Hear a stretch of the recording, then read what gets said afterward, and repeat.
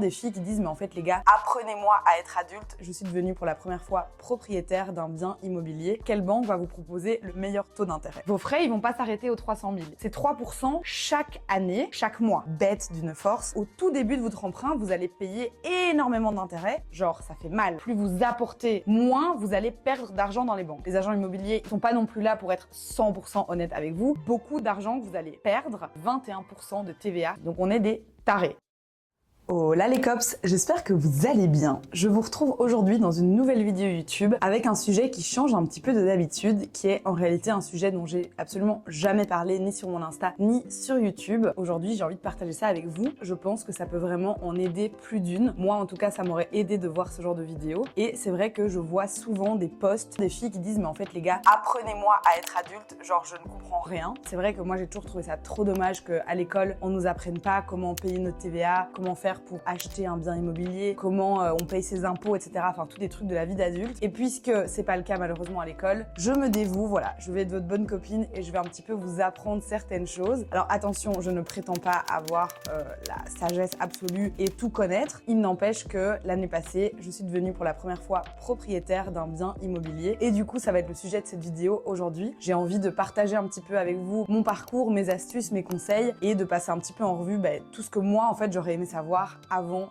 de passer cette grande étape de ma vie d'adulte. La première chose à faire avant de vous lancer dans un projet quelconque, que ce soit immobilier ou d'ailleurs professionnel, c'est d'aller voir les banques. Ça va vous permettre un petit peu de situer où vous en êtes et de voir quel est l'emprunt que vous allez pouvoir réaliser. Donc pour aller voir les banques, vous allez devoir montrer votre situation professionnelle, vos revenus du coup, les charges que vous avez actuellement. Donc est-ce que vous payez un loyer? Si oui, de combien? Qu'est-ce que vous avez en fait à vos frais? Est-ce que vous avez une voiture en leasing, etc. etc.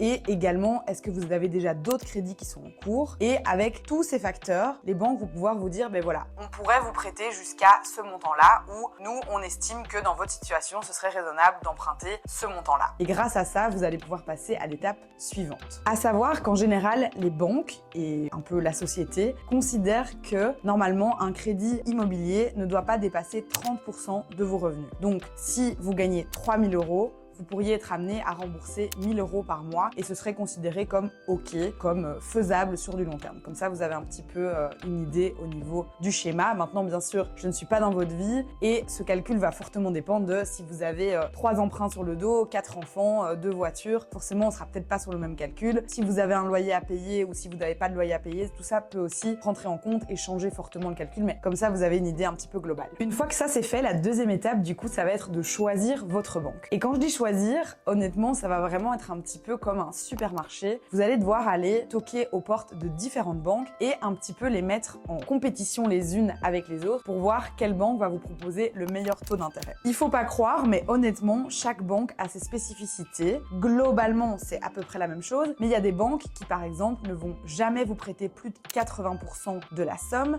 Il y a d'autres banques, par contre, qui peuvent tout vous prêter, mais alors le taux d'intérêt va être plus haut. Il y a des banques qui peuvent tout vous prêter sans les frais de notaire. Enfin bref, il y a de tout sur le marché. Donc vous devez aller voir les banques, retenir en tête que le taux d'intérêt, il est négociable. C'est pas du tout un truc auquel j'aurais pensé. Moi j'étais là, ça va, enfin on n'est pas au souk, on va pas commencer à négocier nos prix avec la banque. Mais pourtant c'est le cas. Un taux d'intérêt se négocie, donc vous devez absolument le tenter. Et je vais vous donner un petit peu les arguments que vous pourriez utiliser dans une négociation. Un, c'est bien sûr, si vous êtes déjà client dans la banque, vous pouvez utiliser ça comme levier de négociation parce que si vous dites, écoutez, je suis client chez vous depuis 15 ans, mes parents aussi, etc.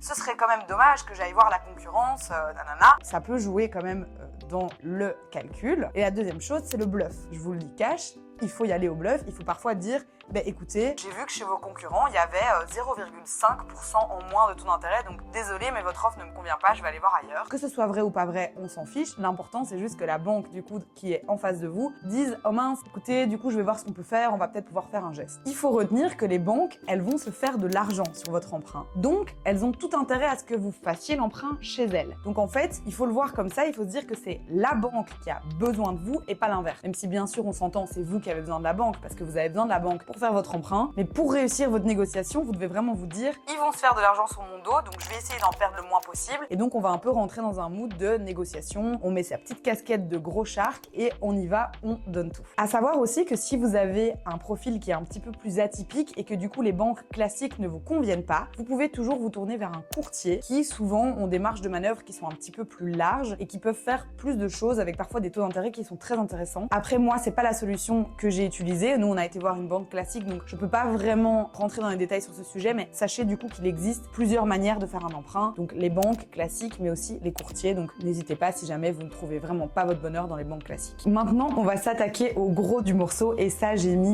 tellement longtemps avant de le comprendre. Je me sentais bête, mais les gars, mais bête d'une force. Qu'est-ce que c'est le taux d'intérêt et comment ça fonctionne? Un taux d'intérêt, en général, il se situe entre 2 et 4%, sauf si l'économie vraiment va hyper mal, si c'est la guerre, ou au contraire si l'économie va hyper bien, mais grosso modo, c'est ça. Et donc, on pourrait se dire 3% sur 300 000 euros, ça va, c'est pas énorme. Sauf que le calcul, c'est là qu'il est pas bon. Un taux d'intérêt, c'est pas 3% sur le montant, c'est 3% chaque année, et en fait, c'est 3% chaque mois. Donc, pour vous expliquer en clair, sachant que pour moi c'est très compliqué d'expliquer ça parce que j'ai mis vraiment des années avant de comprendre. Je vais pas me lancer dans des calculs parce que j'ai essayé de le faire mais je n'y arrive pas parce que tout est tellement différent en fonction de combien vous allez rembourser par mois, quel est votre emprunt, etc. Mais en gros, le truc à retenir, c'est que le taux d'intérêt, il est calculé du coup de manière annuelle, donc il s'additionne. Au tout début de votre emprunt, vous allez payer énormément d'intérêts et puis ça va finir par vraiment descendre jusqu'à la fin de votre emprunt où là, vous allez pratiquement plus payer d'intérêt. Pourquoi? Parce que le taux d'intérêt, il se calcule sur le montant que vous devez encore à la banque. Donc, sur un emprunt de 100 000 euros, si vous remboursez 1 000 euros par mois, le premier mois, vous avez du coup plus que 99 000 à rembourser. Le deuxième mois, vous avez plus que 98 000 à rembourser, etc., etc. Les 3%, ils vont se calculer là-dessus. 3% du premier mois, ils vont être sur les 99 000. Et puis le deuxième mois, ils vont être sur les 98 000, etc., etc., etc. Et donc ça, c'est le calcul qu'il faut retenir. Et donc, un taux d'intérêt à 3%, c'est pas 3% de 100 000, c'est ça que je vais devoir à la banque. Non, c'est pas juste, c'est pas ça le calcul. Sachez-le, le taux d'intérêt, ça pique. Genre, ça fait mal. C'est beaucoup d'argent que vous allez perdre parce que la banque vous propose d'emprunter. Vraiment, la petite pub qu'on voyait à la télé, là, emprunter de l'argent coûte aussi de l'argent, c'est complètement vrai. Donc, un conseil que j'aurais envie de vous donner, c'est que forcément, plus vous apportez d'apport personnel, moins vous allez perdre d'argent dans les banques. Mais attention, il faut pas non plus mettre toute son épargne en apport sur la table parce qu'après, si vous devez changer votre chaudière, si vous avez un accident demain, plein de trucs qui peuvent arriver, si vous avez plus d'épargne, ça peut être très compliqué. Je vous dirais d'apporter quand même le maximum que vous pouvez sans pour autant faire des folies et se retrouver avec zéro sur votre compte épargne parce qu'il faut se protéger, on sait jamais de quoi la vie est faite. Une fois que vous avez choisi votre banque, que vous avez compris ce que c'était du coup les taux d'intérêt, etc. et que vous avez décidé de combien vous pouviez apporter sur la table, comme je l'expliquais, vous allez pouvoir commencer à chercher un petit peu ce que vous avez envie de visiter. Et à ce moment-là, je vais pas vous mentir, en tout cas maintenant en Belgique, tout part extrêmement vite. Le marché dans l'immobilier est assez bouché. Il y a des choses qui se vendent, mais c'est souvent soit très cher, soit ça part très très vite. Donc vous allez peut-être devoir vous armer d'un petit peu de patience pour tout ce qui est les recherches. Vous pouvez vous inscrire dans plein d'agences immobilières, c'est absolument gratuit. Vous passez un petit coup de fil et vous leur dites, voilà mes critères. Soit vous vous inscrivez sur le site, soit vous envoyez un mail. Je cherche dans tel quartier, je cherche pour ce budget-là, à rénover ou pas à rénover, le nombre de chambres, le nombre de mètres carrés, etc., etc. Et grâce à ça, vous allez être mis au courant des biens qui correspondent à vos critères. Donc ça, je vous recommande vivement de le faire. Ensuite, quand vous allez avoir un bien qui vous plaît, vous allez commencer les visites. Alors ça, c'est vraiment une partie qui est assez chouette, normalement en tout cas. Vous allez pouvoir du coup vous rendre compte un petit peu qu'est-ce que ça donne dans la vraie vie. Est-ce que les critères que vous aviez sur papier, est-ce qu'ils sont les mêmes maintenant que vous avez commencé les visites? Et je vous recommanderais de faire au moins 3-4 visites avant de quand même vous positionner et de vous dire ok, cet appartement-là, je l'aime vraiment, je vais faire une offre. Je vous conseille pas d'acheter le premier bien que vous avez visité. Vous ne vous y connaissez peut-être pas assez, vous n'avez pas assez de recul, vous n'avez pas visité assez de biens. Donc faites le plus de visites que vous pouvez en vrai. Ça va créer aussi un lien avec votre agent immobilier. Et surtout, ne vous précipitez pas, même si, encore une fois, ça va assez vite. Et donc malheureusement, il faut quand même se positionner assez rapidement. En même temps, il faut pas non plus se précipiter parce que vous allez vous lier pendant 25 ans avec probablement un emprunt. Donc il faut quand même bien réfléchir. Les choses auxquelles vous devez faire attention lors de vos visites, ce sont à peu près celles-ci, même si bien sûr vous devez faire attention à plein de trucs. Les charges, bien demander, tiens, en fait, ça va coûter combien tous les mois en charge charge parce que si c'est une maison qui est hyper mal isolée et qu'en fait vous allez douiller 500 € tous les mois en charge, c'est un truc qui doit être pris en compte dans votre calcul. L'état évidemment général du bâtiment ou de l'intérieur. Est-ce qu'il y a des travaux à prévoir? Parce que encore une fois, s'il y a des travaux à prévoir, ben votre enveloppe elle va pas être la même. Est-ce qu'il y a des problèmes dans la copropriété si jamais c'est un appartement? Comment est la luminosité? Parce que si vous allez visiter vers 10 h du matin, est-ce qu'en fait l'après-midi il y a encore de la lumière ou il n'y a plus rien? Toutes des questions en fait qu'il faut un petit peu poser à l'agent immobilier. Faut pas oublier que les agents immobiliers ils sont pas là pour vous arnaquer, mais ils sont pas non plus là pour être 100% honnêtes avec vous. Ils ont quand même intérêt à vendre le bien, donc n'hésitez pas à ouvrir les fenêtres, à checker tiens est-ce qu'on entend le métro, est-ce qu'on entend la sortie d'école, peu importe. N'hésitez pas à vraiment poser des questions et à être quand même un petit peu méfiant envers ce que l'agent immobilier vous raconte. Ensuite, une fois que vous avez trouvé la pépite qui correspond à vos critères, ce que je vous souhaite, on passe à une étape qui est aussi hyper importante, qui est l'offre d'achat. Une fois que vous trouvez un bien qui vous plaît, vous allez déposer sur la table une offre d'achat. Quand je dis déposer sur la table, en réalité, vous pouvez bien sûr l'envoyer par mail. Je ne vous conseille jamais de faire une offre au moment même. Genre ça, c'est des trucs qu'on voit que dans la série L'Agence. Il y a parfois des agents immobiliers qui viennent avec le papier et vous pouvez signer genre en live juste après la visite, mais ça, je vous conseille pas. Genre, prenez quand même le temps de réflexion et tout, c'est des décisions importantes. Vous rentrez chez vous, vous dormez dessus, vous réfléchissez et puis vous remplissez le petit document de l'offre. À noter que l'offre, c'est pas genre on est à la fête foraine et en fait, si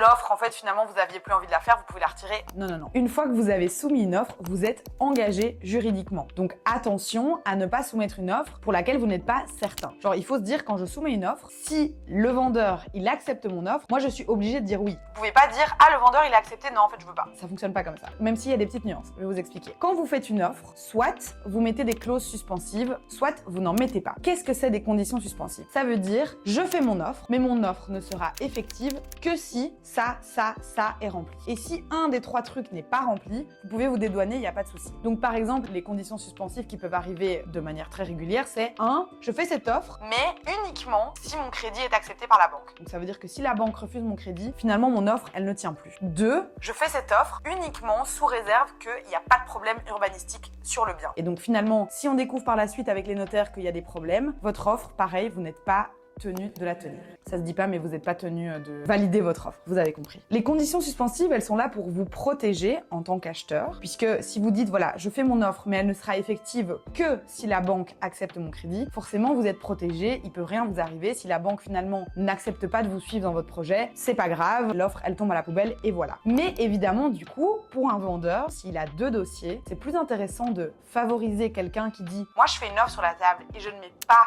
de conditions suspensives. Quoi qu'il arrive, si vous acceptez mon offre, j'achète votre bien. C'est plus intéressant pour lui de partir vers cette option-là que de partir vers quelqu'un qui dit ok, moi je mets une offre, mais que si ça sont respectés. Donc, à voir un petit peu avec vous, à voir aussi quel est votre caractère. Nous, par exemple, on a été complètement fous, je sais pas si je le referai, on n'avait pas été voir les banques et on a fait une offre sans conditions suspensives. Donc, on est des tarés. Genre, on savait même pas si les banques allaient nous suivre et on a dit c'est ok, nous on met tout sur la table, on y va. Genre, c'est comme si on avait tout misé au poker. Ça veut dire que si les banques après n'acceptaient pas de nous suivre, on était vraiment genre dans la merde. Mais bref, ça s'est bien passé et honnêtement, je vais pas vous mentir, on a fait une offre plus basse que d'autres acheteurs, mais comme dans la nôtre, il n'y avait pas de conditions suspensives, ça a joué en notre faveur et c'est pour ça que le vendeur a préféré notre offre à nous. Comme ça, vous savez ce qui est intéressant de faire. Encore une fois, ne prenez pas de risques inutiles, mais a priori, si vous avez un CDI, une situation stable, que vous êtes 2, que vous avez quand même un apport, etc., j'aurais tendance à vous dire que vous n'êtes pas obligé de mettre une condition suspensive par rapport à l'obtention du crédit. A priori, la banque va vous suivre. Maintenant, encore une fois, ne vous retournez pas contre moi si jamais elle ne vous suit pas. Moi, je vous dis en toute franchise ce que moi j'ai fait. Une fois que vous avez soumis votre offre, on a plusieurs alternatives qui peuvent se passer. 1. Le vendeur n'accepte pas votre offre. Il dit non, c'est mort, moi j'ai choisi en fait un autre acheteur et c'est ciao. Ok, c'est comme ça, c'est le jeu ma pauvre Lucette. Vous trouverez probablement un autre bien et si ça s'est pas mis cette fois-là, c'est peut-être parce que ce bien n'était pas fait pour vous. 2. Le vendeur fait une contre-offre. Un peu comme une négociation sur Vinted. Il dit genre ok, vous avez fait une offre à 100 000, en fait moi je vous fais une contre-offre à 102 000. Et de nouveau là, vous allez pouvoir faire un petit peu des allers-retours tout en gardant en tête que si vous dites ok, on accepte ton offre à 102 000, vous êtes liés. Genre, vous pouvez pas après dire ah ouais non en fait non. Donc faites vraiment attention. Et 3e possibilité, le vendeur accepte votre offre telle qu'elle est. Il dit ok, moi c'est bon, je signe, j'avance avec vous. On arrive alors au compromis de vente. C'est un un document juridique qui est très important, qui va dire, ok, voilà un petit peu tout ce qu'il y a dans l'achat que vous êtes en train de faire. Est-ce que c'est meublé, est-ce que c'est pas meublé, combien il y a de cuisine, combien il y a de chambres, etc., etc. Et en général, c'est aussi le moment où vous allez devoir apporter 10% de la somme. Donc, c'est important quand même comme moment, genre ça y est, là, vous êtes dans le concret. En général, ça se fait chez le notaire. J'en ai pas parlé dans toutes les étapes, mais évidemment, vous devez choisir un notaire, c'est obligatoire. Prenez encore une fois quelqu'un de confiance, demandez un petit peu autour de vous, à des gens peut-être qui se sont déjà mariés, qui ont déjà acheté un bien, peu importe, mais prenez des personnes avec lesquelles vous avez une bonne affinité parce que c'est quand même important. C'est des personnes qui vont vous expliquer beaucoup de choses, qui vont vous suivre. Si vous vous entendez bien avec votre notaire, vous pourrez aller chez lui pour plein d'autres trucs de la vie. Donc voilà, c'est important de bien choisir son notaire. Une fois que vous avez signé ce compromis de vente et versé les 10% du coût d'acompte, en général, on peut compter entre 3 à 4 mois avant la signature de l'acte, avant que vous récupériez les clés. Donc ça peut paraître très long, mais en fait ce délai il est hyper important pour les notaires de chaque partie, donc du vendeur et de l'acheteur, pour vraiment aller vérifier que tout est ok, qu'il n'y a pas un des deux qui est en train de entourlouper l'autre. Et tant qu'on parle de notaire, on arrive aussi à une grosse épine dans le pied,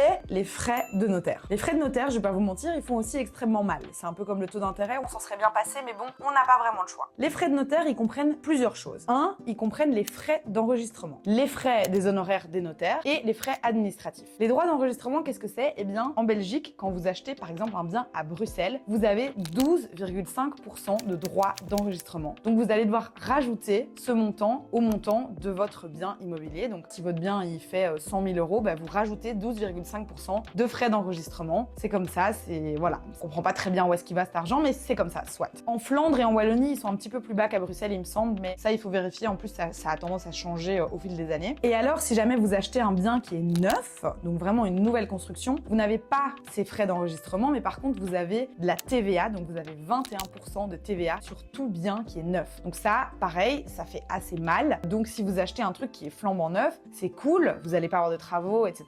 Mais par contre, les 21%, ils font mal, quoi. Vous rajoutez presque un quart de ce que vous venez de payer. Donc voilà, c'est des parties qui sont pas très très cool, mais il faut les prendre en compte parce que quand vous achetez un bien à 300 000 €, vos frais, ils vont pas s'arrêter aux 300 000. Il va falloir rajouter les frais de notaire, rajouter des éventuels travaux, sachant qu'il faut rajouter aussi le coût de votre emprunt, mais voilà, tout ça, on en a parlé un petit peu tout à l'heure. Maintenant, on va parler de deux thèmes que je pense personne ne comprend, qui sont le revenu cadastral et le précompte immobilier. Alors, le revenu cadastral, c'est une valeur fiscale qui est attribuée par l'État à votre bien et qui va en fait permettre de calculer votre précompte immobilier. Et le précompte immobilier, vous allez devoir le payer chaque année. C'est un peu une taxe pour les personnes qui ont acheté un bien. Et le précompte immobilier, du coup, ça va arriver en fin d'année, il me semble, et ça va dépendre un petit peu de la commune, de la région et de votre revenu cadastral. Le précompte immobilier, il dépend aussi vraiment genre de la surface de votre bien, donc ça peut varier entre, je dirais, 800 et 5000 € et des, et vous allez devoir payer cette somme-là chaque année. Donc encore une fois, c'est un truc à prendre en compte. Quand on est locataire, on se rend pas forcément compte de tous les coûts que ça a d'être propriétaire, mais une fois que vous êtes propriétaire, il y a pas mal de choses qui s'accumulent et donc il faut aussi prévoir ça. Comme je vous disais tout à l'heure, ne mettez pas tout votre argent sur la table parce qu'en fait, peut-être que 4 mois après, vous allez devoir sortir le précompte immobilier et vous allez être là, ouais, mais moi je les sors d'où les 4000 €? Bah,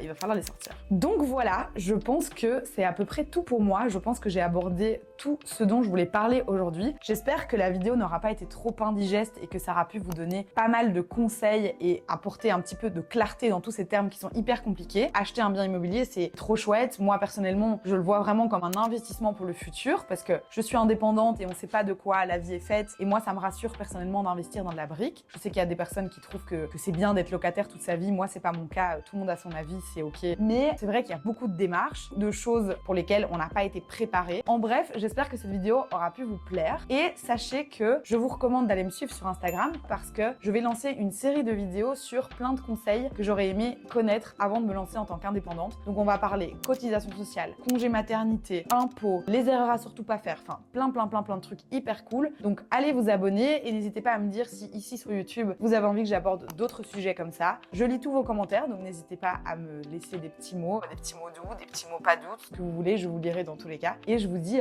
du coup à très vite pour une prochaine vidéo. Ciao!